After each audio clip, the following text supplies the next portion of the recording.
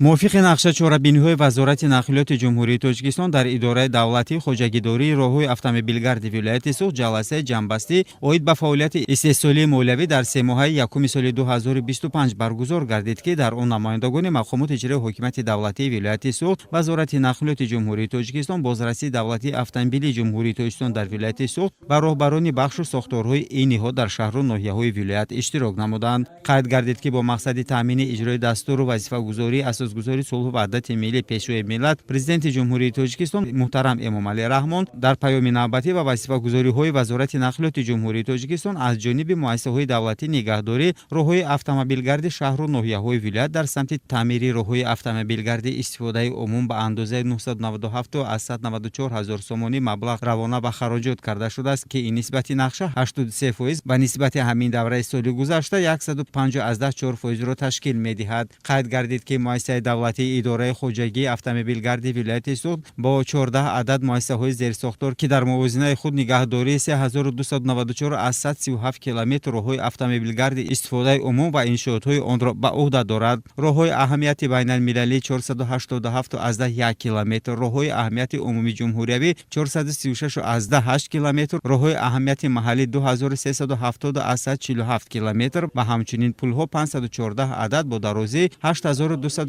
از 181 قبورهای آبگذر 6162 عدد با درازی 62235 از 148 نمودی بالاپوش راههای اتومبیلگرد راههای اسفالتی تا بتونی 1358 از 127 کیلومتر، راههای با اصول آمیزش تیار کرده شده 1134 از 7 کیلومتر، راههای شغل شده 653 از 6 و راههای خاکی 147 از 8 کیلومتر را تشکیل می‌دهد. در دوره حساباتی از طرف مقامات اجرایی حکومت دولتی شهر و ناحیه‌های ولایت از حساب بودجت محلی و دیگر سرچشمه‌های مبلغ‌گذاری برای بهتر نمودن حالت راه‌های اتومبیلگرد اهمیت محلی داشته 121 از 104 هزار سومانی مبلغ از مصالح جدا گردیده است. کارمندان ساحه راهداری با استفاده از امکانیت‌های موجوده کوشش به خرج می‌دهند که در موسم تیرماه و زمستانی سال‌های 2024-2025 حالت تکنیکی راه‌های اتومبیلگرد استفاده عمومی شهر و ناحیه‌های ولایت را تحت نظارت دائمی قرار داده به خطری حرکت واسطه‌های نقلیات را تامین نمایند. مقدار واسطه‌های نقلیات و تکنیک‌های راهداری در دوره حساباتی 168 عدد را تشکیل می‌دهد.